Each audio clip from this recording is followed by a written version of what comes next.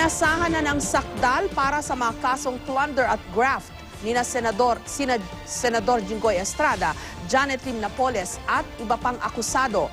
Gaya ni Senador Revilla, hindi naghain ng plea o tugon si Estrada, kaya korte nang nagpasok ng not guilty plea para sa kanya. May report si Sandra Aguinaldo. Full force ang pamilya ni Senador Jinggoy Estrada sa Sandigan Bayan kanina para sa pagbasa ng sakdal sa senador kaugnay ng kasong plunder at 11 counts of graft na kanyang kinakaharap. Naroon ang kanyang mga magulang na sina Manila Mayor Joseph Estrada, Dr. Loy Ejercito, asawang si Presi at mga kapatid na sina Jude at Jackie. Hindi naghain ng plea si Senador Estrada kaya naman hukuman na ang tumugon ng not guilty para sa kanya. 3 hilera mula sa kanya, nakaupo ang kanyang di umanong kakonsyaba sa pork barrel scam na si Janet Lim Napoles. Not guilty ang tugon ni Napoles para sa plunder at 11 counts of graft.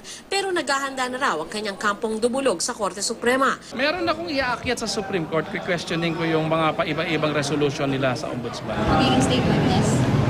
Well, pagiging state witness nasa discretion ng Ombudsman. Binasahan din ng sakdal ang mahigit 20 iba pang akusado, kabilang sina Technology Resource Center Director General Dennis Cunanan at DBM Undersecretary Mario Relampagos. Ang korte rin ang naghain ng not guilty plea para kay Yusek Relampagos at 5 iba pa.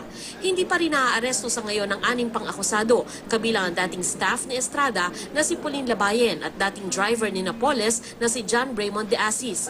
Paglabas ng korte, idiniin ni Estrada na naniniwala siyang mahina ang ebidensya laban sa kanya. Patunay lang daw dito ang tangkang pag-amyenda sa impormasyong isinampa ng Ombudsman laban sa kanya. Gusto kasi nilang magpasikat at ipakita sa taong bayan na kaya nila magpakulong ng 3 senador.